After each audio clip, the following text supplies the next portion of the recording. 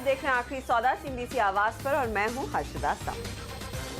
मैं हूं प्रदीप पंड्या। आइए आपको बताते हैं सबसे पहले बाजार की बड़ी बातें। आज बाजार एक सीमित दायरे में बढ़त के साथ कारोबार करता हुआ नजर आ रहा है और आप देखिए लगातार दूसरा दिन होगा जब रिलायंस से पूरी मदद मिल रही है बाजार को। आज के दिन भी रिलायंस ने कल भी बाजार की पूरी मदद की थी, अकेले बड़ा कंट्रीब्यूशन था और वही आज भी देखने को मिल रहा है। अगर आप आज मिड कैप पे नजर डालें वहां पे ज्यादा मजबूती है। इनफैक्ट मार्केट ब्रेथ काफी स्ट्रांग दिखाई दे रही है। हमारा फियर एंड ग्रीड मीटर काफी स्ट्रांग है, कुछ देर बाद हम आपको दिखाएंगे। थोड़ा बहुत दबाव है आईटी और एफएमसीजी शेयरों पे, लेकिन एफएमसीजी भी देखिए आईटीसी जो बहुत जोर से चला था वो अब थोड़ा करेक्ट हो रहा है, शायद और भी करेक्ट हो सकता है, लेकिन उसकी वजह से क्या हमें फिक्र करनी चाहिए? शायद नहीं। ऐसा ड्रीम रन किसी दिग्गज में जब देखने को मिले तो उसके बाद एक करेक्शन होता है, वो हो रहा है। लेकिन ट्रेडर्स क्या कर रहे हैं? Put writing. तो आज बिल्कुल मूड पॉजिटिव है, भले ही बाजार बहुत छोटे दायरे में हो। 9600 के ऊपर लगातार निफ्टी टिका हुआ है। बुल्स के लिए इतना ही काफी है और उस इशारे को समझते हुए 9600 पे पुट राइटिंग हो रही है, लेकिन उससे ज्यादा 9500 पे हो रही है। तो कॉन्फिडेंस 9500 के होल्ड करने का ज्यादा है, लेकिन कॉन्फिडेंस है तो आज बुल के पास ही कह सकते हैं हर्षद। और आप देखिए जिस तरह का दायरा देखने को मिला है प्रदीप, ऊपरी लेवल से भले ही बाजार थोड़ा सा अटकता हुआ दिखाई दिया हो, लेकिन दिन का लो है 9611, उसको हम फिर से ब्रीच नहीं कर रहे हैं। 9628 के आसपास इस समय बाजार थोड़ा सा स्टिकी है। नजरें होंगी क्या हम इन लेवल्स को पार कर पाएंगे या नहीं, जो 37 के हैं निफ्टी पर। सेंसेक्स पर भी ध्यान दीजिए तो हल्की बढ़त देखने को मिल रही है। बहुत ही संकरे दायरे में ट्रेड जरूर है, लेकिन हाँ आज जो एक्शन है वो मिड कैप इंडेक्स में है और साथ ही साथ बैंक निफ्टी में है। मिड कैप में तो आप देखेंगे करीब 140 अंकों का उछाल बनता दिखाई दे रहा है और साथ ही अगर बैंक निफ्टी की चाल देखें, यहाँ पर हमने देखा था बीच में थोड़ी सी बिकवाली आती हुई दिखाई दी थी, लेकिन अब फिर से 100 पॉइंट के गेन्स आते हुए और इन लेवल्स को होल्ड करने में कामयाब है बैंक निफ्टी। तो ऐसे में कहां होगी हमारी नजर? तेजी या मंदी, कैसी है बाजार की चाल, ये जानेंगे दिग्गजों से। मिड कैप या लार्ज कैप कहां है मौके? कोटक लाइफ इंश्योरेंस के फंड मैनेजर रोहित अग्रवाल से पूछेंगे। एयर इंडिया को लेकर कल इंटरग्लोब एविएशन की कॉन्फ्रेंस कॉल है, तो एविएशन शेयरों पे क्या हो रणनीति, अपने एक्सपर्ट से राय लेंगे। और रोज की तरह कुछ ही देर में कहां लॉन्ग करें और कहां शॉर्ट आपको बताएंगे सुमित बगड़िया। 3 बजे निफ्टी पर लेंगे 4 दिग्गजों के कॉल और 3:15 बजे आपके लिए लेकर आएंगे BTST और STBT के 6 आइडियाज। लेकिन स्टॉक्स पर नजर डालते हैं जहां पर आज पूरा एक्शन देखने को मिला है। जैसे प्रदीप कह रहे थे कि रिलायंस इंडस्ट्रीज का एक बड़ा हाथ है बाजार को सपोर्ट करने में। इसके अलावा बाकी के ऑयल गैस कंपनियां देखेंगे तो ONGC, चेन्नई पेट्रो, HPCL जैसे काउंटर्स भी हैं जहां पर हमने देखा है जबरदस्त एक्शन खरीदारी होती दिखाई दी है। 1.5 से 1.5% का उछाल बनता दिखाई दिया है। और दूसरी कमोडिटीज में, मेटल्स में भी चमक है। छोटी कंपनियों में आप गौर करेंगे तो महाराष्ट्र सीमलेस एक्टिव है।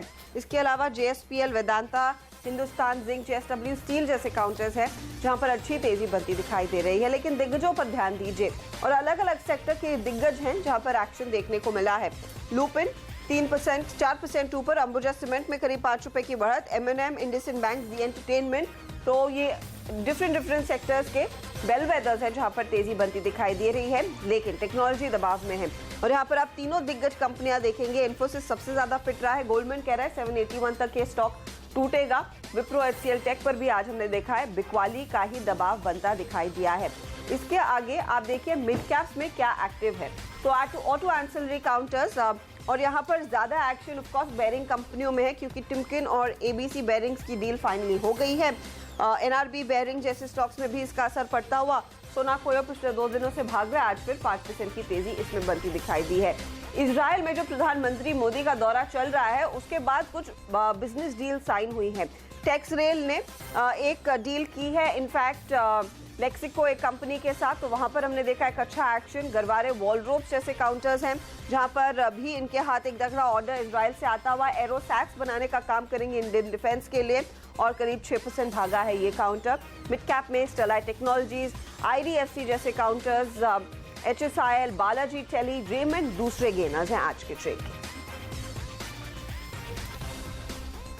और हम एक बार फिर आपको बताएं निफ्टी बैंक निफ्टी का क्या हाल है, उसके पहले हम आपको जरा याद दिलाते हैं। 19 जून को हमने आपको एक स्टॉक बताया था, आइए देखते हैं। IMFA यानी Indian metal and ferro alloys, ये मिड कैप स्टॉक जिसमें आप देख रहे हैं आज काफी इंटरेस्टिंग मूव्स बनते हुए नजर आए हैं, उस पर हम आएंगे। लेकिन इसके पहले आपको इसकी चाल दिखाएंगे। जो सबसे पहले आप चार्ट देख रहे हैं ये मंथली चार्ट्स हैं और ये आपको दिखाते हैं कि एक जबरदस्त तेजी के बाद ये स्टॉक करेक्टिव मूव में गया था।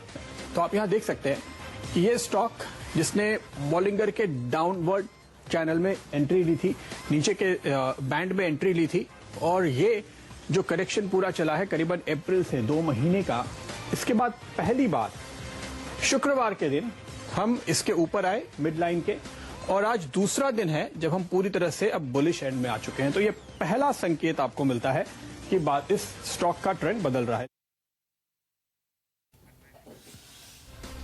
तो ये स्टॉक आपने देखा 19 तारीख को जब हम बात कर रहे थे 435 के भाव पे था IMFA। इस समय आपके सामने ये चार्ट खुला हुआ है।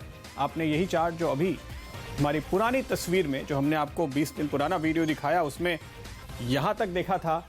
बाकी देखिए चार्ट कैसे आगे बढ़ा तेजी के साथ। 100 रुपए से ज्यादा की कमाई यहां पर हो चुकी है उस दिन से लेकर अब तक, और आज यहां पर ओनली बायर है, सर्किट लगा हुआ है, इसलिए हम इसको दोबारा याद कर रहे हैं। अब तो सभी को शायद पता चल गया है बाजार में कि यहाँ तेजी होने वाली है, और हमने उस दिन आपको टारगेट बताया था 575 रुपए का, और 543 पर तो पहुंच चुका है, तो काफी करीब। अब देखिए ये स्टॉक हमने आपको कैसे बताया, 3 पॉइंट हमने आपको बताए थे। बॉलिंगर बैंड पे सिग्नल आ रहा था, RSI के हिसाब से एक डाइवर्जेंस का पॉजिटिव सिग्नल हमें आता हुआ दिखाई दे रहा था, और फिबोनाची काउंट पर हमने आपको बताया था कि इसने बहुत ही स्मार्ट सपोर्ट लिया है। टेक्निकल्स के दम पे आप बहुत ही शानदार कॉल्स हासिल कर सकते हैं, सिर्फ ये याद दिलाने का हमारा मकसद है। लेकिन चलिए चलते हैं अब निफ्टी की तरफ, और आपको बताएं निफ्टी का हाल आज कैसा है। बहुत ही सीमित दायरे में अटक गया है निफ्टी, और इसकी वजह क्या है अगर आप देखें, यह है डेली चार्ट्स, और यहां पर आप देख सकते हैं ऊपर की तरफ हम ये जो अटकते हुए नजर आ रहे हैं। एक तो आप ये नीली लकीर देख रहे हैं, हमने कल भी आपको दिखाई थी कि ये पुराने हाईज 9710 उसके करीब पहुंच के बाजार थक रहा है, और दूसरी तरफ आप ये देखिए कि हम एक बार लोअर टॉप बना चुके थे, आज हमने दोबारा लोअर टॉप बनाया है, और ये सिग्नल बहुत ही बुरा है। अगर हम लोअर टॉप्स लोअर बॉटम के फॉर्मेशन में तो नहीं जा रहे, मेरे दिमाग में पहला सवाल यही आता है। अगर इसको हमें तोड़ना है तो ये जरूरी है कि हम कल का हाई क्रॉस करें और उसके ऊपर जाएं, तब तक ये एक अहम रेजिस्टेंस निफ्टी के लिए बना हुआ है, और मुमकिन है कि आपको तेजी में फिर से बिकवाली देखने को मिले। तो 9650 जो कल का हाई था, फिलहाल बाजार के लिए एक बड़ा रेजिस्टेंस बना हुआ है। और ये देखिए आपके लिए निफ्टी बैंक, यहां पर एक बहुत ही इंटरेस्टिंग सपोर्ट है, ये आप देख सकते हैं। पहले जो रेजिस्टेंस था वो सपोर्ट बना, और इस लाइन पर आप लगातार 1 2 3 4 5 6 7वां दिन है लगातार हर रोज लो इसी लाइन पे बनता है। इसलिए ये है मेक और ब्रेक सपोर्ट निफ्टी बैंक के लिए। आपकी कोई भी पोजीशन हो, 23,200 पे स्टॉप लॉस लगाना मत भूलिएगा। 23,200 के लेवल अगर टूटते हैं निफ्टी बैंक में, उसके नीचे अगर बंद हो जाता है, तब तो पक्का जानिए कि यहां पर एक बड़ी गिरावट की तैयारी हो रही है, तब तक नहीं। तो ये बहुत ही इंटरेस्टिंग और इंपॉर्टेंट सपोर्ट लेवल 23,200 जो निफ्टी बैंक में आज आपको दिखाई दे रहा है। हालांकि फिलहाल हमें यहां पर 250 पॉइंट की रेंज नजर आती है। ऊपर की तरफ अगर आप देखेंगे तो 23,450 के ऊपर निकलने के बाद ही शायद तेजी बनेगी। तो इंटरेस्टिंग लेवल जो फिलहाल निफ्टी और बैंक निफ्टी नेगोशिएट कर रहे हैं। लेकिन आज बाजार का मूड कुल मिलाकर अच्छा है, और हमारा फियर एंड ग्रीड मीटर 65 पर एक बार फिर तो बहुत ही तगड़ी खरीदारी आज मिड कैप्स में देखने को मिली है। दिग्गजों में भले ही अकेले रिलायंस का ही सहारा हो। हर्षदा, डेफिनेटली सो, इस दिग्गज काउंटर ने ही बाजार की काफ़ी मदद की है। और प्रदीप, हमने देखा है जहां पर एक समय ऐसा था कि ITC, इन्फोसिस जैसे काउंटर्स पिट रहे थे, RIL ने काफ़ी होल्ड किया मार्केट को, और अब हम देख रहे हैं लुपिन, M&M जैसे काउंटर्स हैं जो मदद कर रहे हैं इन गेंस को बनाए रखने में। क्या रणनीति लेकिन आपकी होनी चाहिए, और क्या लॉन्ग करे क्या शॉर्ट, इस पर अब फोकस करते हैं। हमारे साथ सुमित बगाड़िया बने हुए हैं। इनफैक्ट सुमित, जिस तरह के मूव्स कुछ काउंटर्स में नजर आ रहे हैं पिछले कुछ मिनटों में, उसी पर राय लेना चाहूंगी मैं आपसे। खासकर मैक्स फाइनेंशियल, ये काउंटर फिर से एक्टिव होता हुआ दिखाई दे रहा है, क्या सलाह होगी आपको, क्या ट्रेड लिया जाए? हर्षदा, ये काउंटर के अंदर मूवमेंट देखने को मिल रहा है, बट ये मूवमेंट में ऐसा लग रहा है कि तेजी नहीं, वीकनेस देखने को मिलेगी। आई थिंक ये स्टॉक के अंदर यहाँ से और भी नीचे के लेवल्स देखने को मिल सकते हैं, जिसके अंदर हमें यहाँ से प्रेजेंट लेवल से 25 से 30 रुपए का फॉल देखने को मिल सकता है। CMP 605 606 के आसपास ये ट्रेड कर रहा है। जैसे ये 600 के नीचे जाएगा तो हमें 575 तक के लेवल्स देखने को मिलेंगे। तो एक्टिविटी जो इस काउंटर के अंदर देखने को मिल रही है वो सेल साइड में देखने को मिल रही है। यहाँ से हमें वीकनेस देखने को मिल सकती है। 625 के स्टॉप लॉस से सेल करें 575 के टारगेट के लिए। ये फिलहाल आपके लिए सलाह है मैक्स फाइनेंशियल पर। साथ ही दिग्गजों की मैं बात कर रही थी, जहां पर रिलायंस इंडस्ट्रीज की ओर से एक तगड़ा सपोर्ट है, ONGC भी बाजार को सपोर्ट कर रहा है, और लॉन्ग ऐड करेंगे क्या? यस एब्सोल्युटली, हमने दोनों में बाय कॉल दिए हुए हैं और हमारे क्लाइंटों के पास दोनों के अंदर पोजीशंस है। रिलायंस के अंदर हम कल से बाइंग दे रहे हैं और कल से हमें एक्टिविटी भी देखने को मिल रही है। इमीडिएटली ऐसा लगता है कि रिलायंस यहां से और भी तेजी दिखाएगा और शायद ऐसा हो सकता है कि इस बार हमें 1500 के लेवल्स देखने को मिले और 1500 के लेवल्स ब्रेक होके और भी ऊपर के लेवल्स हमको देखने को मिले। इमीडिएटली 1450 और 1500 ये टारगेट होंगे रिलायंस के लिए। उसके बाद हमें 1500 के ऊपर अगर क्लोजिंग देखने को मिल गई इस बार तो शायद रैली 1600 तक एक्सटेंड करेगी। तो रिलायंस इंडस्ट्री के अंदर बाय में रहना है। दूसरी तरफ ओएनजीसी में आफ्टर अ लॉन्ग टाइम हमें लोअर लेवल से एक तेजी देखने को मिल रही है। इस बार ये तेजी एक्सटेंड होनी चाहिए और कम से कम प्रेजेंट लेवल से 10 से 15 रुपए की तेजी हमको देखने को मिलनी चाहिए। प्रेजेंट लेवल्स पे इसके अंदर बाइंग कर सकते हैं। 4 से 5 रुपए नीचे का स्टॉप लॉस लगाएं और 10 से 15 रुपए का टारगेट आने वाले 3 से 4 दिनों में हमें ओएनजीसी के अंदर देखने को मिल सकता है। अच्छा, एक स्टॉक जो मेरी नजर में आया था 10 सवा 10 बजे, वो है आईडीएफसी। अब आप देखेंगे तब ये काउंटर महज 1.5% ऊपर था, लेकिन अब आईडीएफसी की चाल देखिए, आईडीएफसी लिमिटेड की मैं बात कर रही हूँ, तो इसमें 7 से 8% का उछाल, 9% ऊपर है इनफैक्ट वायदे में। क्या अब भी खरीदारी का मौका है? यस एब्सोल्युटली, जो ये मूव आ रहा है वो ये शो कर रहा है कि शायद इसमें कोई न्यूज आ सकती है। अगर इसमें कोई न्यूज आती है तो ये स्टॉक, और अगर वो न्यूज बहुत पॉजिटिव हुई तो ये स्टॉक यहां से बड़ा मूव दे सकता है, क्योंकि ये स्टॉक ने परफॉर्म नहीं किया है और ये स्टॉक का परफॉर्मेंस अभी बाकी है। ये स्टॉक इमीडिएटली 65-67 के लेवल्स दिखाएगा और अगर कुछ पॉजिटिव न्यूज अगर निकल के आती है स्टॉक के अंदर तो मान के चले ये स्टॉक इस बार यहां से 20% की रैली इमीडिएटली हमें दिखाएगा। इस स्टॉक के अंदर एग्जिस्टिंग लॉन्ग पोजीशंस होल्ड करें। आज का क्लोजिंग अगर हमें 60 के ऊपर देखने को मिल जाएगा, देखने को मिलता है, जो कि ऐसा लग रहा है कि शायद मिल जाएगा, तो फिर इसमें रैली और भी ऊपर देखने को मिलेगी, जिसके अंदर 65 और 70 के लेवल्स हमको देखने को मिल सकता है। टाटा केमिकल्स में क्या ऑप्शन है अभी भी तेजी करने का? यस एब्सोल्युटली, टाटा केमिकल के अंदर भी आज एक अच्छा मूव देखने को मिल रहा है। 640-644 के बीच में टाटा केमिकल्स के अंदर बाइंग पोजीशंस ली जा सकती है। 630 का इसके अंदर ट्रेडिंग के लिहाज से स्टॉप लॉस लगाना पड़ेगा। ऊपर में इमीडिएटली 670-675 ये टारगेट्स हमको आने वाले दिनों में देखने को मिल सकते हैं। 630 के स्टॉप लॉस से बाइंग पोजीशन ली जा सकती है। आईटीसी पर क्या स्थिति दिख रही है? क्योंकि यहाँ पर देखिए दबाव है और मेरे ख्याल में कल भी इसने थोड़ा प्रेशर बनाया हुआ था बाजार पर।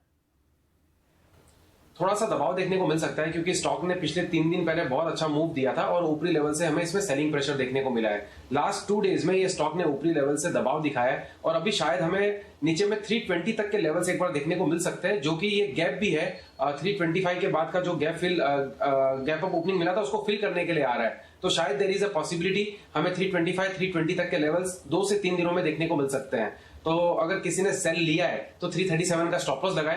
प्रेजेंट लेवल्स पे कोई फ्रेश ट्रेड करना चाहता है तो 337 के स्टॉप लॉस से सेल, टारगेट 320 तक का देखने को मिल सकता है। शुक्रिया सुमित, हमारे लिए समय निकालकर अपनी राय देने के लिए। हम लेंगे यहाँ पर एक छोटा ब्रेक, लेकिन आगे हमारे साथ जुड़ेंगे कुछ और मेहमान और फोकस होगा ढेर सारे काउंटर्स पर। इंटरग्लोब एविएशन कल एक एनालिस्ट मीट करने वाला है। एयर इंडिया में निवेश के जो इनके प्लान्स हैं उसका खुलासा होगा, वहां पर कुछ और तथ्य रखेंगे। वो स्टॉक का आपके लिए कैसा खड़ा है, क्या ट्रेड लेना चाहिए, नहीं लेना चाहिए, ऐसे कुछ और स्टॉक्स रेडार पर रहेंगे। बात करेंगे हम जॉइनरे कैपिटल के head of research Avinash Gorakshakar से और साथ ही एक टेक चेक लेंगे सर्वेंद्र श्रीवास्तव से। बने रहिए।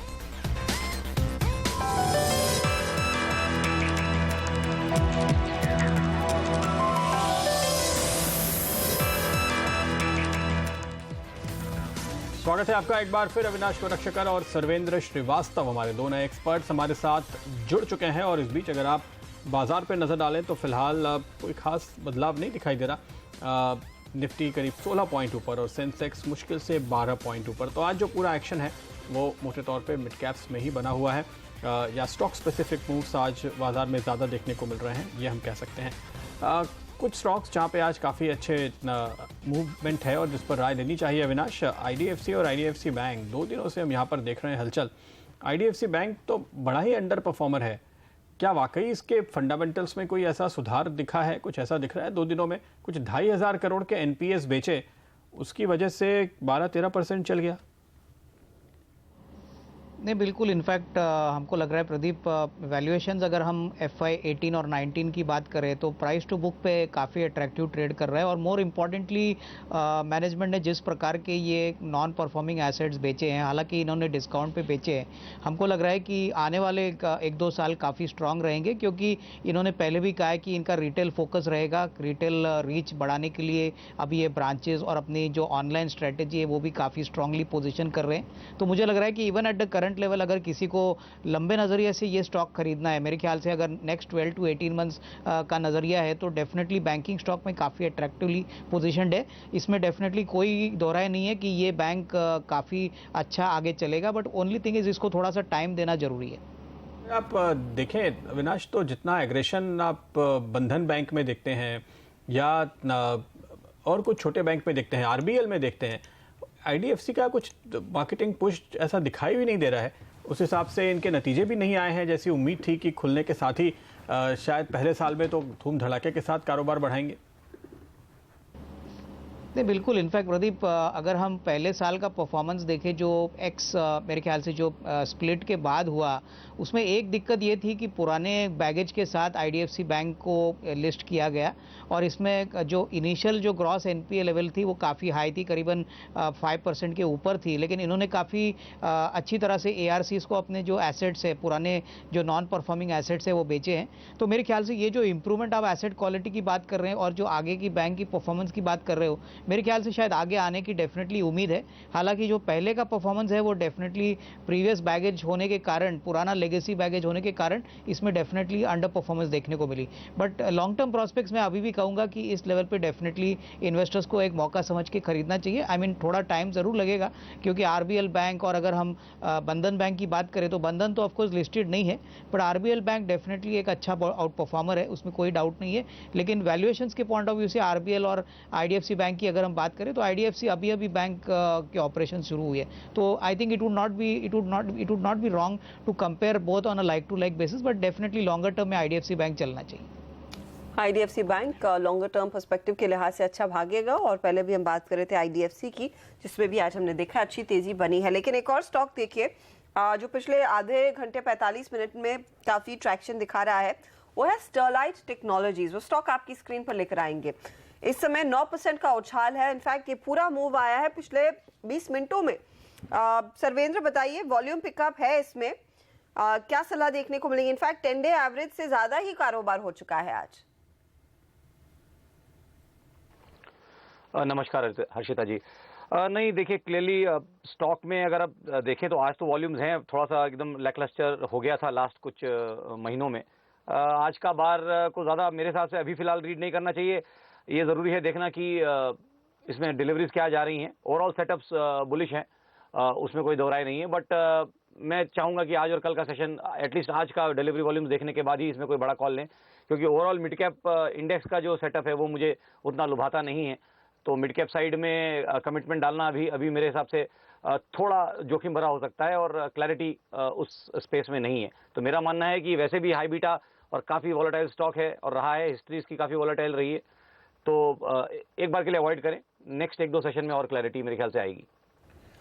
ओके, मैक्स फाइनेंशियल्स अगर आप देखें बहुत ही तगड़े वॉल्यूम के साथ गिर रहा है। कल भी हमने देखा था यहाँ पर काफ़ी दबाव देखने को मिला था और आज भी अब तक औसत से 60% ज़्यादा वॉल्यूम हो चुका है इसमें। सर्वेंद्र, क्या लगता है आपको? प्रदीप जी, थोड़ा सा टेक्निकल इशू है, चार्ट नहीं देख पा रहा हूँ इस समय, तो कमेंट नहीं कर पाऊंगा। बट नेक्स्ट 2-3 मिनट में ये सेटअप सही करके फिर डेफिनेटली कमेंट कर पाऊंगा। इनफैक्ट मैक्स फाइनेंशियल पर हम पहले भी राय ले रहे थे सुमित बगाड़िया की, और वो कह रहे हैं कि यहाँ पर वीकनेस रहेगी, शायद बिकवाली बेस्ट रहेगी इस पर्टिकुलर ट्रेड में। लेकिन मैक्स फाइनेंशियल के साथ इनफैक्ट कल भी थोड़ा सा एक्टिव था ये काउंटर, तेजी 640 से ये गिरना शुरू हुआ था और आज 2 दिन में देखिए 42 रुपए इस वक्त जो आप लेवल देख रहे हैं वो निकल गए। बहुत ही तगड़ी गिरावट है, तगड़े वॉल्यूम के साथ है। इस पर क्या आप कोई टिप्पणी करेंगे अविनाश? नहीं, मुझे लग रहा है कि हर्षदा, आई थिंक मेरे ख्याल से इस फॉल की गिरावट के कारण शायद वो इम्पेंडिंग जो इंश्योरेंस का जो मर्जर है वो शायद है। और दूसरी बात, हमको लग रहा है कि इतनी भारी गिरावट शायद कोई फंड बेस्ड सेलिंग या कोई डिलीवरी बेस से आई है। बट डेफिनेटली अगर लॉन्गर टर्म पोटेंशियल इस कंपनी के बिजनेस को देखे तो हमको लग रहा है ये वेल पोजिशनड है आगे आने वाले 1-2 सालों के लिए। मेरे ख्याल से अगर 540-550 तक ये स्टॉक आता है तो मेरे ख्याल से definitely worth buying in the portfolio, क्योंकि लॉन्गर टर्म प्रोस्पेक्ट्स अच्छे हैं। इसमें जो निवेशक है काफ़ी बड़े एफआईआईज और फंड्स हैं जो पहले इसमें इन्वेस्ट कर चुके हैं। तो मेरे ख्याल से अभी भी स्टॉक में स्ट्रॉन्ग हैंड्स है। ये देखना पड़ेगा कि अभी आज और कल के जो बीच में जो सेलिंग हुई है इसमें कौन से इन्वेस्टर्स ने कितनी क्वांटिटी में स्टॉक बेचा है। यहाँ पर एक ये इंटरेस्टिंग खबर आ रही है कि आईडीएफसी बैंक या आईडीएफसी एक अनाउंसमेंट कर सकते हैं, किसी एक्विजिशन की घोषणा जल्द ही हो सकती है। कहाँ एक्विजिशन होगा? फाइनेंशियल, एक लार्ज फाइनेंशियल सर्विसेज कंपनी को अक्वायर करने के प्लान है। आई डोंट नो कि कौन सी वो कंपनी दांव पर है। जिन कंपनियों के नाम मैंने पिछले महीने 1.5 महीने में अगर सुने हो तो रेलिगेयर की चर्चाएं हमने सुनी है, बल्कि छपी हैं, हम कह सकते हैं काफ़ी बातें हो गई है। इसके अलावा भारत फाइनेंशियल इनफैक्ट देख लेते हैं दोनों स्टॉक्स को, क्या वहां पर भी थोड़ा सा एक्शन दिख रहा है। दोनों लिस्टेड एंटिटीज हैं। भारत फाइनेंशियल तो सुबह से 2% ऊपर है, रेलिगेयर में ज़्यादा एक्शन नहीं, तो स्पेकुलेशन है, लेकिन देखना होगा कि क्या वो एक्विजिशन रहता है। और जल्द ही वो अनाउंसमेंट का अनुमान लगाया जा रहा है, इसीलिए वो काउंटर्स 9% ऊपर है आज के ट्रेड में। इस पर हमारी नजरें रहेंगी, कुछ और डिटेल्स आपके लेकर आएंगे जरूर। लेकिन इस बीच कुछ और काउंटर्स देखिए जो अच्छा स्पाइक दिखा रहे हैं। तो तिरुमलाई में हमने देखा एक फिर तेजी का मूव आया है, 5% का उछाल पिछले 15-20 मिनटों में। HOCL एक और काउंटर, छोटी कंपनी है लेकिन यहाँ पर भी थोड़ा सा ट्रैक्शन आता हुआ। और इंडिया बुल्स रियल, सर्वेंद्र इसका चार्ट देखिए। IB रियल पर आपकी क्या सलाह होगी, क्योंकि आज इनफैक्ट रियल्टी काउंटर्स में थोड़ा सा एक्शन है तेजी की तरफ। देखिए हर्षिता जी, काफी स्टॉक चला हुआ है पिछले कुछ महीनों में, और यहाँ से नया ट्रेड और नया रिस्क रिवॉर्ड बड़ा तो कोई नहीं बनेगा। अगर प्योरली अगर ट्रेडिंग एंगल है तो I think shorter term averages पे एक सपोर्ट आया है, और अगर उसी को मद्देनजर रख के अगर ट्रेड बनता है तो आई थिंक 195 का वो स्तर है। और जब तक स्टॉक 195 के ऊपर है तो एक बार ये मान के चलेंगे कि 215-220 के लक्ष्य ऊपर में छू सकता है। बट डेफिनेटली स्टॉक अगेन जैसे मैंने बोला स्लाइटली रिस्की टेरिटरी में है, कॉर्नर्ड स्टॉक है। ये भी इसमें प्लेयर्स बहुत कम हैं। अगर आप जब इसका ओवर इंटरेस्ट का पोजीशन देखेंगे तो 5-6 लोगों के पास, 7 लोगों के पास मैक्सिमम पोजीशंस रहती हैं। तो कॉर्नर्ड स्टॉक है, सबके बस का नहीं है करना इसको इस लेवल से, बट अगर करना है तो 195 का स्टिक स्टॉप लॉस रखें और लेके काम करें। ओके, ये भी है फिलहाल आपके लिए। इसके अलावा अगर हम देखें कुछ और इंटरेस्टिंग स्टॉक्स, श्रीराम ट्रांसपोर्ट, ये करीब 4-4.5% की तेज़ी आज दिखा रहा है इस वक्त, और यहाँ पर वॉल्यूम करीब 3 दिन से अधिक के हो चुके हैं। इस हफ्ते 9-9.25% बढ़ चुका है ये स्टॉक। सर्वेंद्र, क्या लगता है?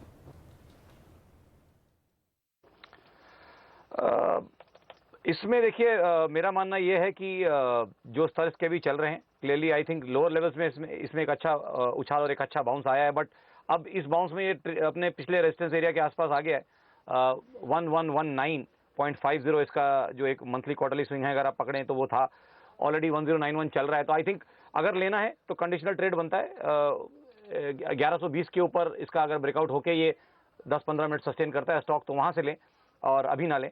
और तब उस समय 1230-1250 का रेंज ऊपर में स्टॉक छू सकता है। एक महीना लगेगा, बट अगर वो ब्रेकआउट हो जाता है तो आई थिंक 1230-1250 का स्तर इसका डेफिनेटली पॉसिबल है।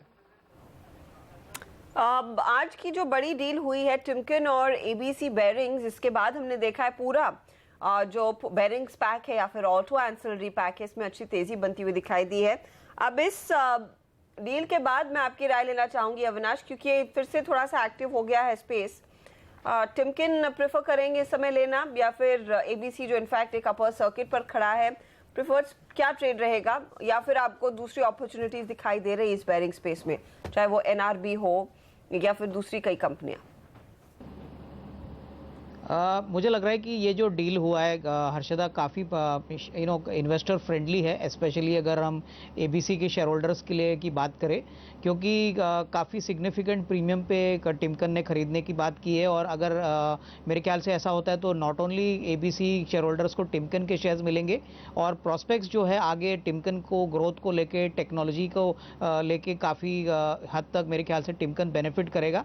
टिमकन के लिए भी डेफिनेटली पॉजिटिव है, और मुझे लग रहा है कि मार्केट शेयर और जो प्रोडक्ट प्रोफाइल ABC का है, इनको डेफिनेटली OEM कस्टमर्स जो ABC कैटर करते थे वो मिलेंगे। तो मुझे लग रहा है कि टिमकन पे बेट करना चाहिए, क्योंकि ओवरऑल आने वाले 2 साल में हमको लग रहा है कि टिमकन का जो मार्केट शेयर है प्लस जो ग्रोथ मोमेंटम है इंडियन मार्केट में काफ़ी अच्छी तरह से बढ़ेगा। तो मेरे ख्याल से यहाँ से भी एक 20-25% की upside comfortably over the next 12-15 months possible है। तो I would prefer to buy Timken and possibly consolidated numbers के बाद तो पोजीशन और भी अच्छी लगेगी।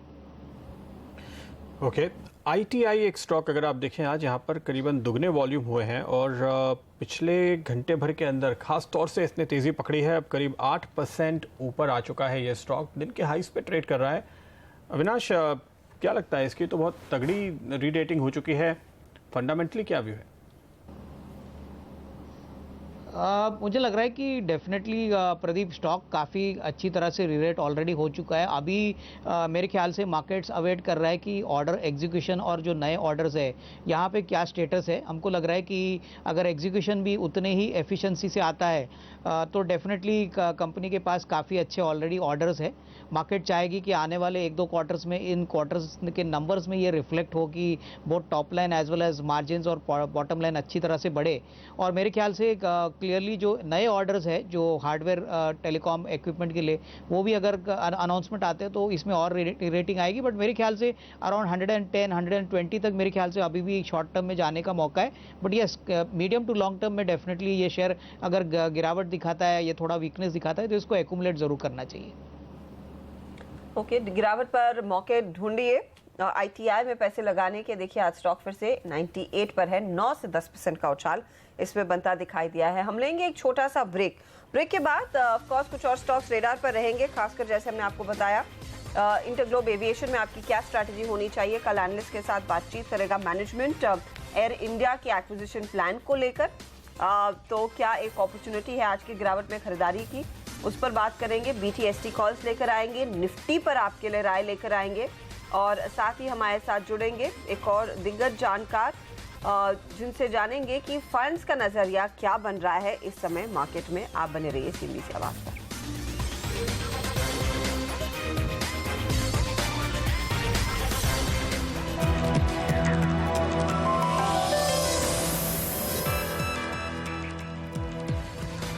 तीन बजने ही वाले हैं और इस वक्त हमारी नजर अंतर्राष्ट्रीय बाजारों पे होगी, क्योंकि कल की छुट्टी के बाद अब आज क्या संकेत आते हैं अमेरिका से, ये सबसे अहम बात है। लेकिन इस वक्त आपको संकेत मिल रहे हैं यूरोप से, और उस पर अगर एक बार ये नज़र डाल पाएँ और फिर देखें कि क्या अमेरिकी फ्यूचर्स भी कुछ संकेत दे रहे हैं। फ्लैट है, फ्लैट ही रहते हैं आजकल, पता नहीं। लेकिन यूरोप का संकेत वो भी देखें, कोई खास बदलाव यूरोप में थोड़ा सा कूल ऑफ प्रदीप आ रहा है, क्योंकि अभी मैं फ्लैश पढ़ रही हूँ कि मैनचेस्टर के एयरपोर्ट पर एक पर्टिकुलर टर्मिनल को इवैक्यूएट किया गया है क्योंकि वहां पर किसी तरह का संदिग्ध बैग पाया गया है। तो शायद उसका रिएक्शन यहाँ पर हम देख रहे हैं फुटसी में आता हुआ, क्योंकि फुटसी इतना फ्लैट नहीं था, थोड़ा सा एक्शन यहाँ पर पहले देखने को मिल रहा था। लेकिन फिलहाल ये अपडेट यूके मीडिया शेयर कर रहा है, तो शायद उस पर नजरें रहनी चाहिए कि क्या यहाँ से आगे डेवलपमेंट्स आते हैं। लेकिन फिलहाल भारत में क्या ट्रेड बनता है निफ्टी के लिहाज से, ये आपको बताते हैं। निफ्टी याद रखिए इस समय हल्की बढ़त दिखा रहा है, सिर्फ 8 पॉइंट ही ऊपर है।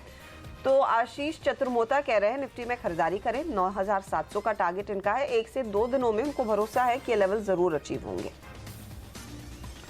और अगली कॉल यहाँ पर निफ्टी पर ही आ रही है हमारे अगले एक्सपर्ट की ओर से, और नितिन मुरारका कह रहे हैं कि तेजी कीजिए, 9700 के टारगेट 9590 ये है स्टॉप लॉस। ये बहुत ही सबसे पॉपुलर स्टॉप लॉस का लेवल है इस समय मार्केट में। 9590 पे काफ़ी लोगों की नज़र है। सर्वेंद्र श्रीवास्तव हमारे साथ हैं। सर्वेंद्र, आपकी नज़र किस लेवल पे है? नहीं, मेरी नज़र 9500 के आसपास है प्रदीप जी। इस लेवल पे लास्ट टू लास्ट वीक भी जब इस लेवल पे आए थे तब भी यही था कि एक बार 9450 95 के स्तर नीचे में बाजार छू सकता है, और अभी भी वही व्यू है कि अगर इस रेंज में वापस आया है तो मैं बेच के ही काम करना चाहूंगा, और व्यू वही रहेगा कि 9450 9500 के स्तर छू सकता है।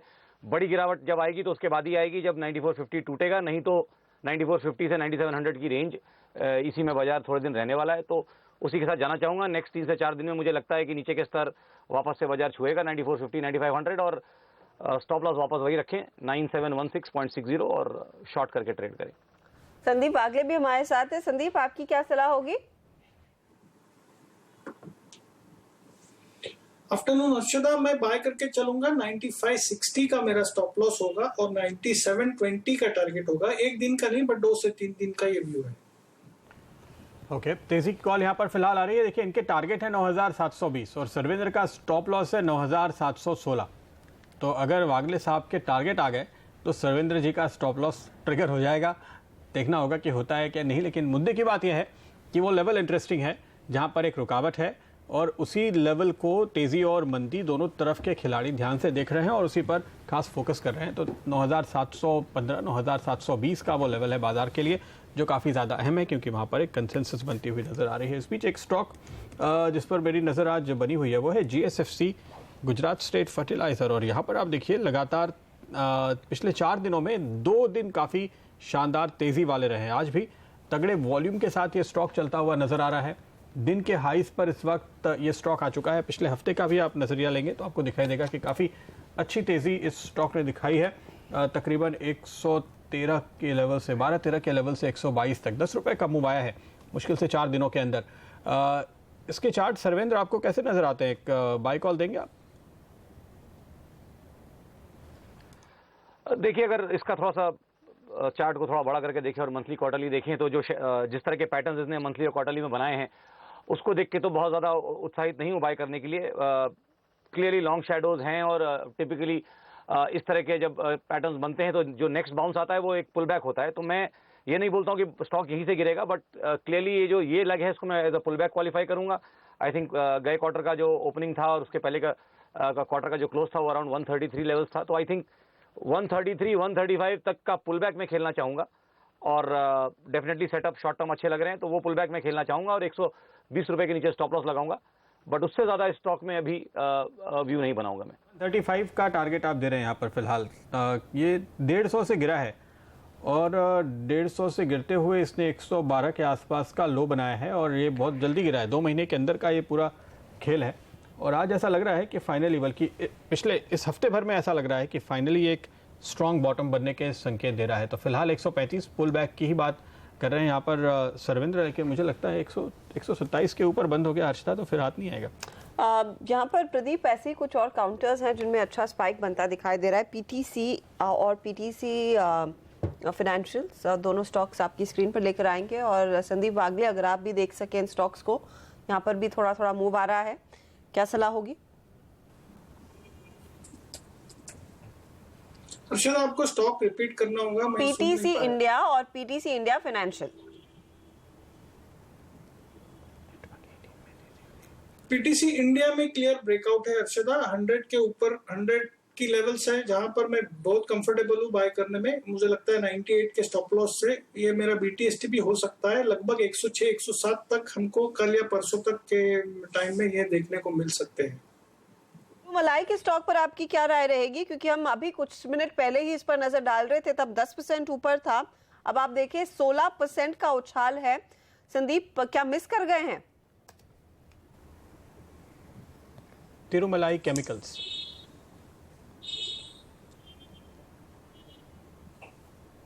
संदीप, क्या आपको आवाज सुनाई दे रही है? अर्षदा, मैं स्टॉक का नाम नहीं सुन पाया। तिरुमलाई जो स्पेशलिटी केमिकल के बिजनेस में है, 1009 पर ट्रेड कर रहा है स्टॉक। हाँ, तिरुमलाई केमिकल्स की आप बात कर रही है जी। ऑलरेडी काफी मूव आ चुकी है, लगभग 16% ऊपर है, तो उस लिहाज से मैं इतना कंफर्टेबल नहीं रहूंगा। लेकिन स्टॉक का पैटर्न पॉजिटिव है, हायर लेवल्स हमको देखने को मिलेंगे और जैसे ही प्रायर स्विंग है जो कि 1011 है, ये ब्रेक होने की तैयारी है। मैं समझता हूँ एक 7 से 8% ट्रेडिंग अपसाइड ये स्टॉक में देखने को मिल सकती है। किसी ने पहले लिया है तो 960 का स्टॉप लॉस बनेगा। ओके, इस स्टॉक में आज देखिए तिरुमलाई केमिकल में खास बात यह है कि महीने भर का वॉल्यूम एक दिन में हो गया है। दरअसल 25-26 हज़ार शेयर्स दिन के मुश्किल से ट्रेड होते हैं, 1000 रुपये का स्टॉक भी है, उस लिहाज से लिक्विडिटी इससे ज़्यादा हो भी नहीं सकती। पर आज पूरे महीने का वॉल्यूम एक दिन में हो रहा है। नए 52 वीक हाइज भी बन गए हैं और साथ ही साथ आप ये ज़बरदस्त तेज़ी यहाँ पर बनती हुई देख रहे हैं। आज के ट्रेड में कुछ और स्टॉक्स जो नए 52 वीक हाई बना रहे हैं, HSIL देखिए, सोना कोयो देखिए, वेसुवियस, रेमंड्स पे नज़र ज़रूर होनी चाहिए आपकी, और शंकरा बिल्डिंग प्रोडक्ट्स। तो ये 2 स्टॉक हैं, रेमंड और शंकरा, जिस पर हम अविनाश की राय आगे लेंगे। लेकिन हमारे साथ एक खास मेहमान अब जुड़ गए हैं, कोटक लाइफ इंश्योरेंस के equity fund manager Rohit Agarwal. Rohit, स्वागत है आपका। क्या व्यू आपका बनता है बाजार पे? थोड़ी वॉलेटिलिटी, थोड़ी अनसर्टेनिटी लौट रही है, ऐसा लग रहा है कि बाजार ऊपर के लेवल पर टिक नहीं पा रहे हैं। निफ्टी हैं, बैंक निफ्टी हैं या दिग्गज स्टॉक्स हैं। क्या आपको लगता है कि अब यहाँ पे एक बार अटकने की बारी है या आराम से तेजी करेंगे? देखिए, हमें ऐसा लगता है कि बाजार थोड़े टाइम के लिए इसी रेंज में रहेगा एंड उसके थोड़े बहुत कारण हैं। वो कारण ये है कि एक तो अभी जीएसटी लागू हुआ है, सो हमें देखना होगा कि उसका किस तरीके से कॉर्पोरेट इंडिया पे इम्पैक्ट होता है। हम सब ने सुना है कि डीस्टॉकिंग हुई है, लेकिन अब अभी आगे वाले महीने में हमें ये भी देखना कि रीस्टॉकिंग कितनी तेज़ी से होता है, क्योंकि ऑन द ग्राउंड डिमांड में कोई वीकनेस ऐसा कुछ नहीं है जीएसटी के कारण कि लोगों ने कंज्यूम करना बंद कर दिया है। हाँ, कोई चीज़ों के अवेलेबिलिटी में दिक्कत ज़रूर हो रही है, तो हमें देखना होगा कि रीस्टॉकिंग का फेज कितना स्ट्रांग होता है। उसके साथ ही अगर हम देखें तो थोड़े से जियोपॉलिटिकल इवेंट्स भी हैं करेंटली, जिसके कारण कि बाजार उसी स्तर पर है, जैसे कि नॉर्थ कोरिया में जो हो रहा है या सीरिया के आसपास जो हो रहा है। और साथ ही साथ हम देखेंगे सारे जो सेंट्रल बैंक्स हैं वो सडनली ईजिंग के बजाय अब बात कर रहे हैं कि हम ईज नहीं करेंगे, बट कहीं कहीं ये भी बात चल रही है कि अब अपने बैलेंस शीट को कॉन्ट्रैक्ट करेंगे। ईसीबी ने ऐसा ही हिंट दिया है और यूएस फेड ने तो बोल ही दिया है कि अब हमने बैलेंस शीट को कॉन्ट्रैक्ट करेंगे। ऐसा जब होता है तब थोड़ी सी वॉलेटिलिटी आती है और इक्विटी मार्केट और सारे मार्केट एक थोड़े से लल में चले जाते हैं। अगर आप देखें उसके बाद जब मार्केट को ये कॉन्फिडेंस आएगा कि हो सकता है कि इंटरेस्ट रेट 3% पे नहीं जा रहे हैं यूएस में, जो कि स्टार्ट ऑफ द ईयर में लोगों का एक्सपेक्टेशन था कि यूएस 10 ईयर 3% हो जाएगा, वो अगर आप देखें तो वापस 2.1 जाके अभी 2.2 2.3 के आसपास है। अगर वो यहीं सेटल होता है तो 3 या 6 महीने के बाद आप देखेंगे कि बाजार में वॉलेटिलिटी कम हो जाएगी और रिस्क ऑन वापस चालू हो जाएगा।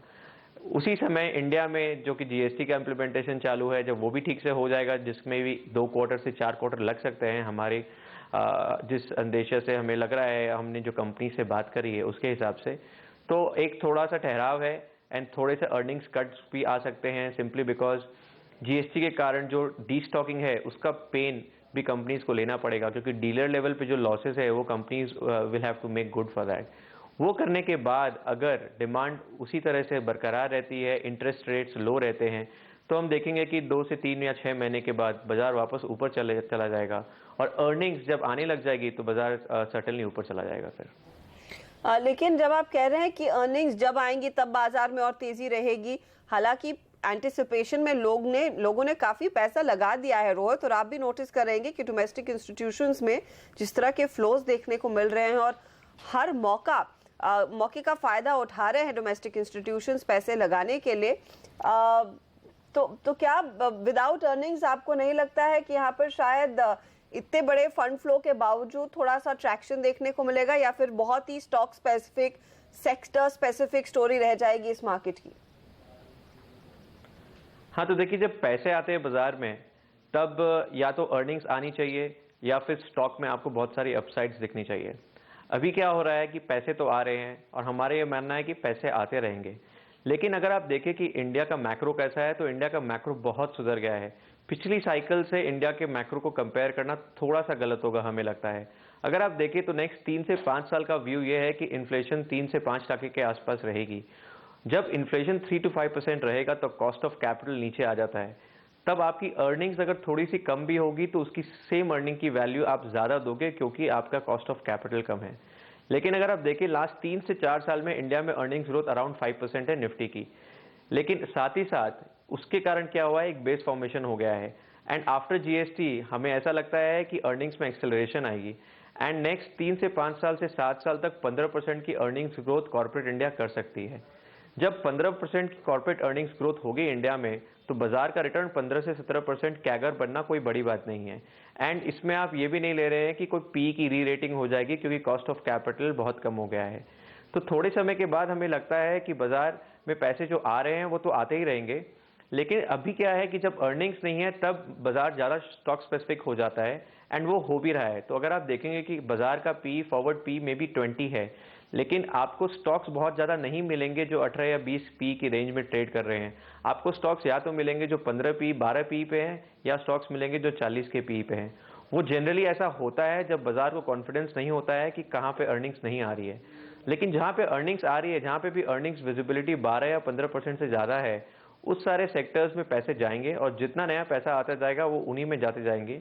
और अभी हमें लगता है कि लार्ज कैप में तो वैल्यू है। जानना चाहते हैं कि कौन से हैं वो सेक्टर जहां आप पैसे लगाने की सोच रहे हैं और जाहिर है कि आपको फॉलो किया जाए? देखिए, हमें लगता है कि प्राइवेट बैंक का जो क्षेत्र है उसमें बहुत सारी जो कंपनीज हैं उनके बिजनेस मॉडल्स डिफरेंशिएटेड हैं एंड उनके बिजनेस मॉडल्स ऐसे हैं जो कि 20 से 25% की ग्रोथ आपको देते रहेंगे, इवन दो अगर आप देखें कि सिस्टम का क्रेडिट ग्रोथ 4-5% ही है। सो मोस्टली जो प्राइवेट बैंक कंपनीज हैं जो कि लिस्टेड हैं, उन सब की ग्रोथ 20 से 25% के आसपास होगी। उसमें भी जो रिटेल ओरिएंटेड हैं उनको तो ग्रोथ बहुत ईजिली मिल रही है, लेकिन जो उसमें जो कॉर्पोरेट ओरिएंटेड हैं उनमें थोड़ी दिक्कत हो रही है। थोड़े समय के बाद 6 से 9 महीने के बाद हमें लगता है कि कॉर्पोरेट बैंक्स के भी प्रॉब्लम्स धीरे धीरे कम हो जाने चाहिए एंड वो भी जो अब रिटेल में कॉन्सेंट्रेट कर रहे हैं और उनका जो क्रेडिट कॉस्ट है, वो जो अजम्पशन है वो FY19 से थोड़ा सुधरना चाहिए एंड वो होने के बाद वो वाले कॉर्पोरेट बैंक्स भी अच्छे करने लग जाएंगे। तो प्राइवेट बैंक वाला क्षेत्र है जो हमें अच्छा लगता है। उसके साथ साथ हमें सेलेक्ट ऑटो कंपनीज अच्छी लगती हैं। ऑटोज में सारी कंपनियां नहीं अच्छी लगती, लेकिन वो ऑटो कंपनीज जिसकी मार्केट शेयर अच्छी है या फिर जिसके प्रोडक्ट में ज़्यादा कंपटीशन नहीं है, उन टाइप की कंपनीज को 15 से 20% ग्रो करने में प्रॉब्लम नहीं होनी चाहिए। ऐसा जब होगा और प्रॉब्लम नहीं होगी ग्रोथ में, तो उनकी अर्निंग्स आती रहेंगी और वो स्टॉक्स चलते भी रहेंगे बाजार में, चाहे वो 2 व्हीलर हो, चाहे 4 व्हीलर हो या फिर कोई ट्रक की कंपनी ही क्यों ना हो। इसके साथ साथ ये एक हाउसिंग एक थीम है जो कि हम उस पर बहुत बुलिश है। अब हाउसिंग को आप 3 या 4 तरीके से खेल सकते हैं। या तो आप एक हाउसिंग फाइनेंशियर देख सकते हैं कि कौन सी एक अच्छी हाउसिंग फाइनेंस कंपनी है जो कि एक अफोर्डेबल हाउसिंग सेगमेंट हो या फिर थोड़ा सा मास अर्बन भी हो, उसमें बहुत सारी लेंडिंग करेगी और जिसके बुक में क्रेडिट कॉस्ट आने की संभावना कम है। या आप उसको खेल सकते हैं, या फिर एक दूसरा तरीका है जिसपे कि हम और बुलिश हैं कि जब हाउसिंग फॉर ऑल की जो स्कीम की बात चल रही है या जिसपे गवर्नमेंट का थ्रस्ट है, वो जब होगा तो क्या यूज़ होगा? उसमें आपको सीमेंट यूज़ होगा, उसमें आपको टाइल्स यूज़ होंगे, प्लाईवुड यूज़ होगा, पेंट यूज़ होगा। सो ये सब जो बिल्डिंग मटेरियल्स की कंपनीज है उन्हें भी बहुत सारी बेनिफिट होगा। हमें ये भी ध्यान रखना कि साथ ही साथ GST इम्प्लीमेंट हो रहा है और GST इम्प्लीमेंट होने से बहुत सारी इंडस्ट्री जिसमें अनऑर्गेनाइज का शेयर ज़्यादा है, उन्हें दिक्कत होगी वो अनऑर्गेनाइज प्लेयर को to carry on their business. जब ऐसा होता है तो या तो वो बाय आउट हो जाएंगे बड़े लोगों के द्वारा या फिर they will have to shut down their shop. ऐसा होने से इन सेक्टर्स में जिसमें अनऑर्गेनाइज ज़्यादा है उसमें भी बहुत तेजी आ सकती है, क्योंकि मार्केट शेयर गेन्स होंगे और इंडस्ट्री इटसेल्फ ग्रो करेगी, क्योंकि हाउसिंग फॉर ऑल की थीम है। ओके रोहित जी, बहुत बहुत शुक्रिया आपका हमारे साथ आज जुड़ने के लिए। और अब बारी है BTST या ST-BT जानने की, तो आइए देखते हैं आज हमारे एक्सपर्ट्स की क्या राय है। पहली कॉल कुणाल सरावगी की ओर से आती हुई इक्विटी रश के कुणाल सरावगी MRPL पे बाई कॉल दे रहे हैं, स्टॉप लॉस 121, टारगेट 125। बायोकॉन पर भी इनका तेजी का कॉल है, 336 पे स्टॉप, 346 के टारगेट। वही राकेश बंसल की राय आपकी स्क्रीन पर आती हुई। आरके ग्लोबल के राकेश बंसल कह रहे हैं अशोक लेलैंड में आप तेजी की पोजीशन लेकर चले, 110 का टारगेट है, स्टॉप लॉस इस ट्रेड में 97.90 पर लगाएंगे। इसके अलावा रिलायंस कैपिटल में भी एक बाय रिकमेंडेशन है, टारगेट ये दे रहे हैं 676 का, स्टॉप लॉस इस ट्रेड में 648 पर लगाने की सलाह। संदीप पागले हमारे साथ है। संदीप, क्या सलाह होगी आपकी? हर्षदा, मेरे दोनों BTST रहेंगे, व्यू बुलिश ही है। पहला होगा वोल्टास जिसमें मुझे स्ट्रेंथ दिख रही है, 471 के स्टॉप लॉस से बाय करें फॉर अ टारगेट ऑफ 486। दूसरा होगा IB रियल एस्टेट जो 205 के स्टॉप लॉस से बाय करें for a target of 219। Okay Sarvendra, आपके call. Pradeep ji, larger view के साथ जाना चाहूँगा। दोनों ही मेरे ST-BT कॉल्स रहेंगे। जो पहला ट्रेड है वो है गैस अथॉरिटी पे। क्लियरली आई थिंक स्टॉक थोड़ा वीक है, लास्ट 4-5 दिन से पुल बैक में क्लियर शेयर मोमेंटम लॉस है और आज जैसे नेगेटिव बंद कर रहा है, मुझे लगता है कि नीचे में 355-357 के स्तर छुएगा कल। तो 357 का टारगेट रखें, शॉर्ट करके चलें, 366.60 का एक स्टॉप लॉस रखें उसमें। और जो नेक्स्ट ट्रेड है वो भी सेल साइड है, वो है भारती। आई थिंक क्लियरली ये स्टॉक वैसे भी वीक रहा है, सेक्टर पे भी प्रेशर है। आज का बंद मुझे ऐसा देख के लग रहा है कि एक बार ये नीचे के स्तर छुएगा तो 370 का टारगेट नीचे में और 378 रुपये 60 पैसे का एक स्टॉप लॉस। भारती में शॉर्ट की पोजीशन। इसके अलावा सर्वेंद्र लाजली कह रहे हैं कि बिकवाली का दबाव आएगा। उन्होंने निफ्टी पर भी याद रखिए बिकवाली का ही कॉल दिया था। गेल पर भी शॉर्ट का कॉल है। आपको याद होगा अभी रोहित बात कर रहे थे हाउसिंग फाइनेंस कंपनियों की या फिर हाउसिंग सेक्टर की, जहां पर कई एंसिलरी चीज़ों की उन्होंने बात की, पेंट हो, टाइल्स हो, सेरेमिक्स हो। और इस समय जो एक्शन है, इनफैक्ट दोपहर से हमने देखा है सेरेमिक रिलेटेड कंपनियां या फिर सैनिटेशन से जुड़ी हुई कंपनियां, HSIL, मुरुदेश्वर, निटको में कुछ एक्शन बनता हुआ। अविनाश, आपकी क्या राय है? क्या आप फिर से अट्रैक्टिव लगने लगे हैं ये शेयर? आई थिंक मुझे लग रहा है कि अगर सेरामिक टाइल्स कंपनीज की बात करें हर्षदा, तो HSIL और कजारिया सेरामिक्स में हमको लग रहा है कि definitely medium to long term scenario काफ़ी पॉजिटिव है। आई थिंक स्मार्ट सिटीज़ और जिस प्रकार का ग्रोथ मोमेंटम आगे आएगा, मेरे ख्याल से इन प्लेयर्स को डेफिनेटली फ़ायदा मिलेगा, क्योंकि अफोर्डेबल हाउसिंग सेगमेंट में अभी गवर्नमेंट ने जिस प्रकार का फोकस और एग्रेशन दिखाया है, कहीं ना कहीं बिल्डिंग प्रोडक्ट्स में एक सेरामिक टाइल्स एक अच्छा डोमिनेंट पोजीशन ऑक्यूपाई करते हैं। और ये दोनों ही प्लेयर्स काफ़ी बड़े हैं, पैन इंडिया है, इनके बैलेंस शीट्स भी काफ़ी स्ट्रांग है, ब्रांड एक्सपोजर भी काफ़ी बड़ा है। तो मेरे ख्याल से ये दोनों ही कंपनीज पे नज़र रखे। मेरे ख्याल से अगर नेक्स्ट 12 to 15 मंथ्स का होराइजन ले, तो मेरे ख्याल से रिस्क रिवॉर्ड काफ़ी अच्छा है। साथ ही गृह फाइनेंस देखिए संदीप, स्टॉक में 455 के लेवल्स आ गए हैं, 3.5% का उछाल, और इनफैक्ट अभी अभी का मूवर है ये।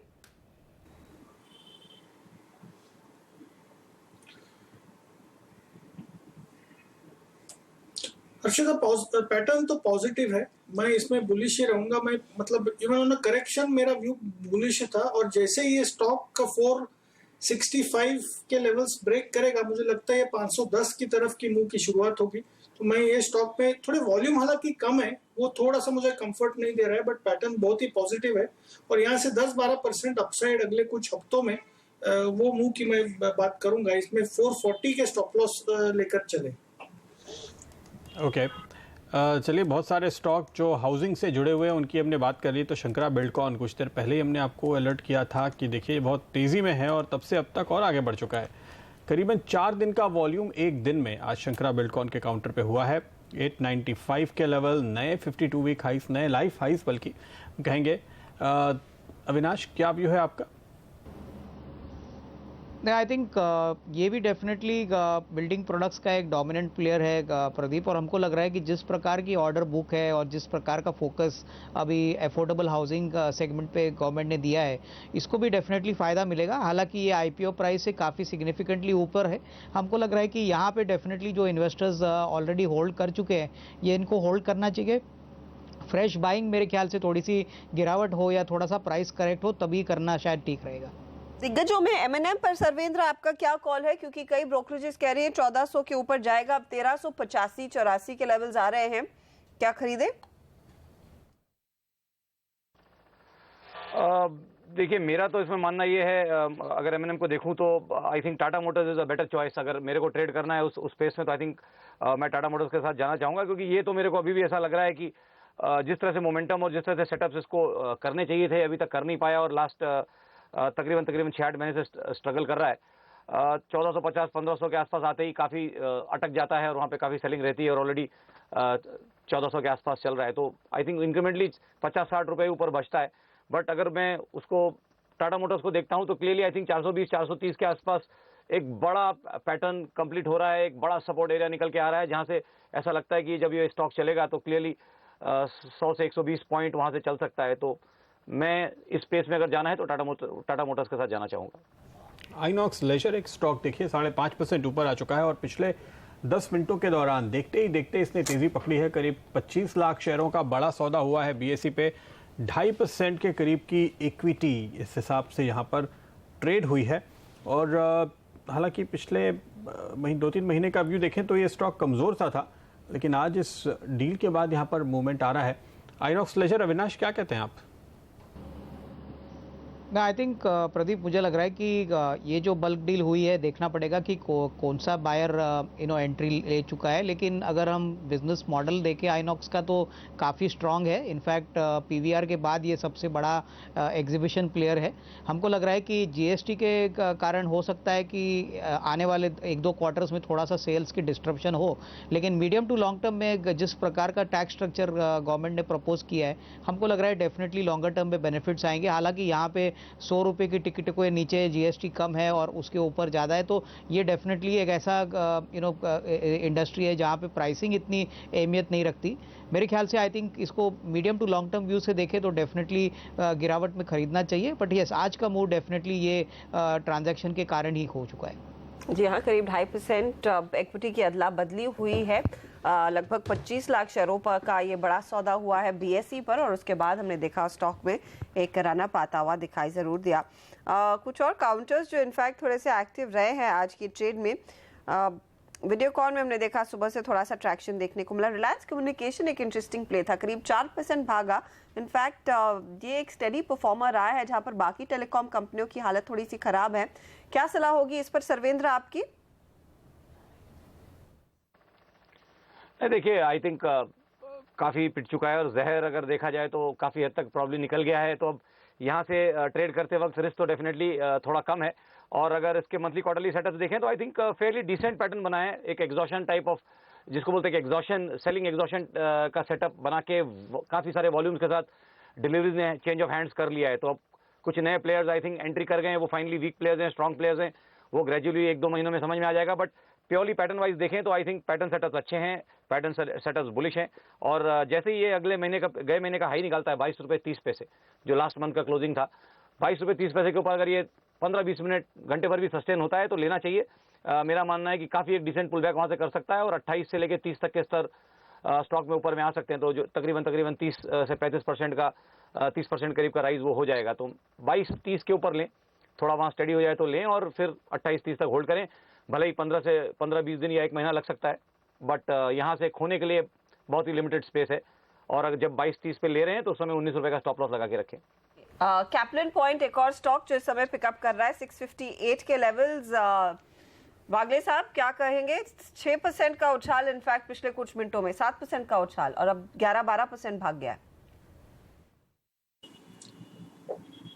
हर्षदा, मैं ये लेवल पे भी बाय करने की सलाह दूंगा। थोड़ा स्टॉप लॉस लंबा होगा, 625, एक 25-30 रुपए का बनेगा, बट मुझे लगता है ये 750 के पार जा सकता है। तो व्यू काफी पॉजिटिव है, प्राइस और वॉल्यूम ब्रेकआउट है, स्विंग हाई को ब्रेक कर रहा है, तो कुछ ना कुछ बहुत ज्यादा पॉजिटिव है स्टॉक में, प्राइस में डिस्काउंट हो रहा है। ओके, एक और स्टॉक देखिए TBZ, जहां पर हम करीब 5.5-6% की तेजी देख रहे हैं, तकरीबन दुगने वॉल्यूम के साथ यहां पर 90-91 के लेवल देखे जा रहे हैं। हमने टाइटन पे कुछ पॉजिटिव रिपोर्ट्स और अच्छे आंकड़े आते हुए देखे और उसके बाद अब TBZ ने यहाँ पे तेजी पकड़ी है। अविनाश, क्या व्यू बनता है आपका? ऐसा लगता है कि कम से कम गोल्ड की बाइंग तो वापस लौट आई है? ना, आई थिंक मेरे ख्याल से प्रदीप, जो भी ब्रांडेड रिटेलर्स है जैसे कि TBZ है, PC ज्वेलर्स है, टाइटन है, हमको लग रहा है कि GST का जो रेट है वो काफ़ी कम आ गया है, मार्केट्स के उम्मीद से काफ़ी कम। और मेरे ख्याल से ये फैक्टर डेफिनेटली इन कंपनीज़ को अच्छी तरह से प्ले आउट होगा। जोग्राफिकल रीच अगर इन कंपनीज़ की ज़्यादा है तो मेरे ख्याल से डेफिनेटली गोल्ड का कंजम्पशन रिटेल के पॉइंट ऑफ व्यू से बढ़ना चाहिए। मेरे ख्याल से TBZ का जो बिजनेस मॉडल है वो हमने देखा है कि रिटेल ओरिएंटेड ज़्यादा है और हमको लग रहा है कि आने वाले क्वार्टर्स में इसकी आपको नंबर्स में भी रिफ्लेक्शन देखने को मिलेगी। तो ओवरऑल स्पेस पॉजिटिव लग रहा है, बट इसमें से TBZ और PC ज्वेलर्स अगर गिरावट आती है तो इसको डेफिनेटली एक्यूमुलेट करना चाहिए। ओके, आखिरी 4 मिनट बचे हैं आज के ट्रेड के और कई ऐसे काउंटर्स हैं जहां पर हमने देखा है रनअवे गेन्स आते हुए। JSL स्टेनलेस में हम देख रहे हैं थोड़ी सी और तेजी आती हुई। तिरुमलाई की हम बात कर रहे थे, लेकिन साथ ही आप मेघमनी ऑर्गेनिक्स भी देखिए, यहाँ पर भी करीब 2% का उछाल है। बॉम्बे डाइंग में अच्छी तेजी बन रही है। इनफैक्ट एक स्टॉक इंटरग्लोब एविएशन, अविनाश, इस पर आपकी राय चाहिए, क्या सलाह होगी? कल ऑफकोर्स एक एनालिस्ट मीट होने वाली है और रैशनल कंपनी पेश करेगी कि क्यों एयर इंडिया के एक्विजिशन के बारे में वो विचार कर रहे हैं। दिन भर ये शांत था काउंटर और पिछले आधे घंटे में ही 2% का उछाल देखने को मिला है।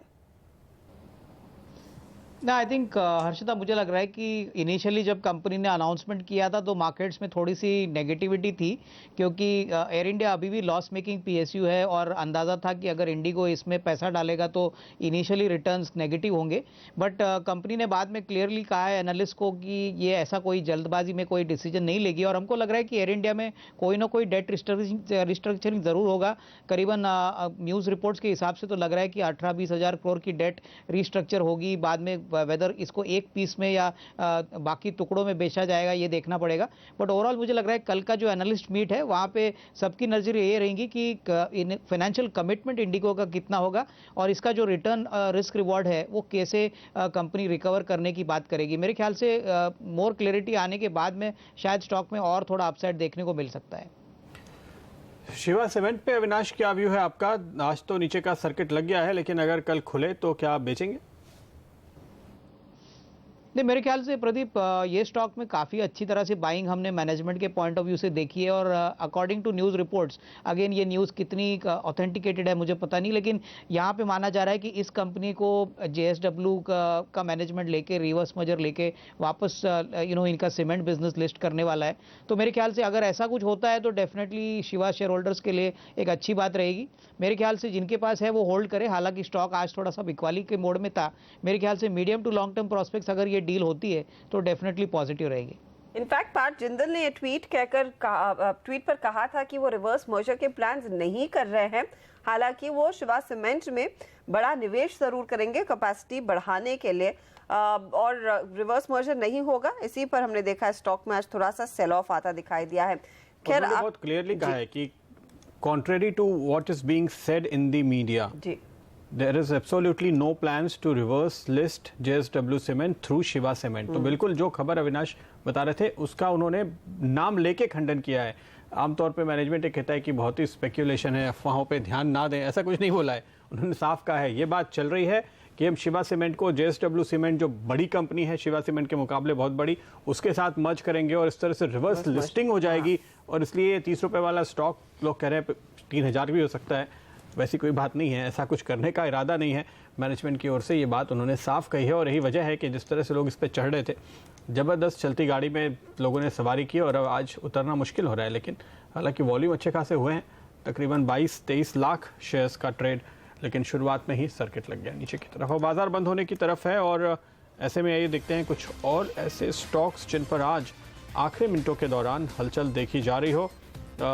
आज मिड कैप इंडेक्स 18,050 के ऊपर बंद हो रहा है, तो मिड कैप में अच्छी खासी तेज़ी बनती हुई नजर आई है।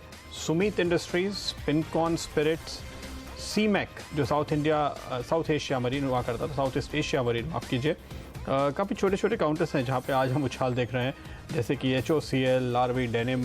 जाते जाते आखिरी मिनटों में इन छोटे शेयरों में खरीदारी हो रही है। प्रदीप, लेकिन दिग्गजों में भी आप देखिए अंत में फिर से कुछ ट्रैक्शन बनता दिखाई दे रहा है, क्योंकि 8.9 पॉइंट ही ऊपर था, अब निफ्टी अब अंत हो रहा है या फिर दिन टिक रहा है करीब 27-30 अंकों की बढ़त पर। लुपिन 4% भागा है, वेदांता में 2.5% का उछाल, M&M 2% ऊपर, ONGC, एशियन पेंट्स, जी एंटरटेनमेंट, यानी कि कल जो पूरा भार था रिलायंस इंडस्ट्रीज पर ही बाजार को मदद करने में, टिकाने के लिए ऊपर की लेवल्स पर, आज दूसरे काउंटर्स ने पार्टिसिपेट किया है और सामने आए हैं। तो doctor Reddy's, UltraTech, yes bank, Reliance, ICICI 1.5% की बढ़त दिखाते हुए इन काउंटर्स में हमने देखा है जमकर खरीदारी हुई है पिछले कुछ मिनटों में। बैंक निफ्टी ने आज किया है out perform. In fact bank Nifty के टॉप ट्रेड्स आपको बता दें, आज ऑफ कोर्स अनडाउटेडली काफ़ी एक्शन IDFC बैंक में रहा है, और जैसे सूत्रों के हवाले से हमारे हाथ खबर लग रही है कि एक बड़ा फाइनेंशियल एक्विजिशन कंपनी करने वाली है, रिटेल सेगमेंट को ऑग्यूमेंट करने के लिए होगा, तो वो इनफैक्ट डेवलपमेंट पर स्टॉक आज 10% ऊपर जाकर टिका है। निफ्टी 27 या 28 पॉइंट ऊपर 9,641 पर दिन की समाप्ति दिखा रहा है। सेंसेक्स 51 पॉइंट बढ़ा है, मिड कैप में 193 अंकों का उछाल और बैंक निफ्टी 143 पॉइंट ऊपर। ऑल इन ऑल एक बेहतर क्लोज मार्केट के लिए। संदीप, क्या होगी रणनीति कल की?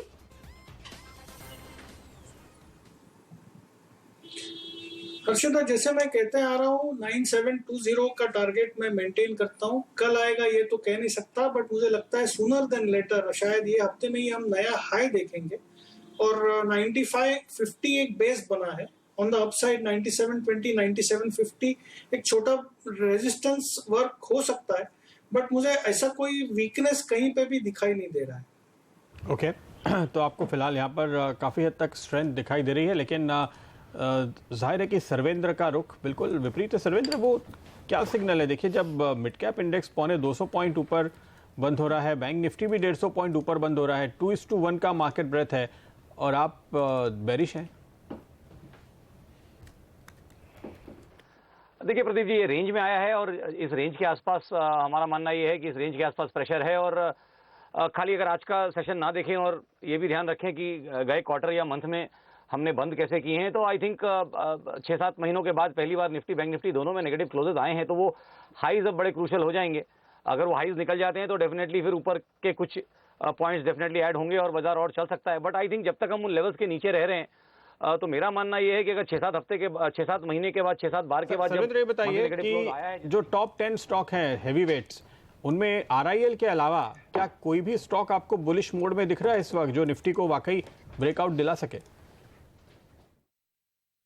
नहीं, बिल्कुल वही आपने ऑलमोस्ट मुंह की बात छीन ली। अगर आप एक ITC और आप रिलायंस को अगर निकाल दें जो लार्ज कैप हैवीवेट्स हैं, और HDFC बैंक जो हमेशा मतलब ऑलमोस्ट एक काफी वेल ओन्ड स्टॉक है और बड़े प्लेयर्स के पास है, तो वो गिरता नहीं है। अगर ये 3 नाम अगर आप निकाल दें तो मुझे निफ्टी में फिर जाके कहीं ऐसा नहीं दिख रहा है कि बाजार को ऊपर टिकाने में कोई और स्टॉक्स आके, वो रिमेनिंग 47 स्टॉक्स आके कुछ पार्टिसिपेट कर पाएंगे एक मीनिंगफुल फैशन में। तो वो चीज डेफिनेटली क्लियरली मिसिंग लग रही है। जब मैं वीकली सेटअप्स जाके देखता हूं तो डाइवर्जेंसेस भी अब बैंक निफ्टी में बहुत क्लियर है मेरे इंडिकेटर्स पे। इस टॉप में जब बाजार अब टर्न मार रहा है तो एक क्लियर नेगेटिव डाइवर्जेंस है, मोमेंटम में भी अब रोल ओवर शुरू हो गए। और सबसे इंपॉर्टेंट बात, अब करेंसी दबे पांव 65 पे आ गई है, कोई ध्यान नहीं दे रहा है। रुपया लास्ट 5 महीने के हाई पे 6480 स्पॉट और फ्यूचर 65 दबे पांव धीमे से 5 महीने के हाई पे रुपया आज बंद हो रहा है। इवन तो बाजार भी ऊपर बंद हुआ, बट रुपया दबे पांव ऊपर आ गया है। और अगर रुपये ने गलती से 65, 50, 66 कर दिया तो मुझे नहीं लगता कि निफ्टी इन स्तरों पे रह पाएगा। तो अगर पूरा अगर पिक्चर को सम्मिश्रण करूं और मंथली क्वार्टरली भी देखूं और करेंसी भी देखूं, तो मेरी हिम्मत नहीं है यहां से जाके लॉन्ग करके खड़े रह जाने की। तो या तो अगर करूंगा तो बहुत छोटा सा टाइट स्टॉप लॉस होगा, तो वो ट्रेड में करना नहीं चाहता हूं। और मंथली हाई के ऊपर स्टॉप लॉस लगा के ये मान के चल रहा हूं कि 2 से 3 महीने की गिरावट आएगी, क्योंकि मंथ नेगेटिव गया है। जब तक वो हाई इंटैक्ट है मैं बेच के काम करना चाहूंगा। रेंज है फिलहाल बाजार की, और उस रेंज के ऊपरी तरफ अगर बाजार आता है तो वहां बेचेंगे, नीचे की तरफ आएगा तो फिर पोजीशन कवर करने की सोचेंगे। यह है स्ट्रैटेजी सर्वेंद्र की ओर से। 9710 के ऊपर निकलेगा तब तेजी होगी, नहीं 9716 ये था उनका लेवल, और 9720 यह है वागले साहब का टारगेट। तो आइए देखते हैं टारगेट आता है या स्टॉप लॉस करता है। लेकिन फिलहाल इजाजत आप सभी से, बहुत बहुत शुक्रिया आप सभी का ये तमाम कॉल्स हमारे साथ शेयर करने के लिए। और अब स्टॉक 2020 में आज का रिजल्ट।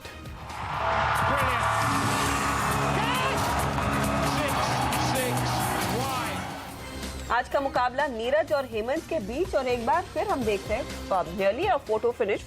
5.29% के रिटर्न्स नीरज ने कमाए, 5.71% की कमाई हेमंत ने की है। हेमंत तो आज की बाजी मार चुके हैं, लेकिन देखिए स्टॉक्स कौन से थे। सेबको जो 20% के अपर सर्किट पर था, ब्रह्मपुत्रा इंफ्रास्ट्रक्चर, सिमको और स्टोन इंडिया। सेबको और सिमको इंटरेस्टिंग प्लेस रहते हैं। इसके अलावा देखिए नीरज की टीम में क्या था शामिल। Spice mobility, McNally Bharat, tex rail और टेक्स मैको इंफ्रा।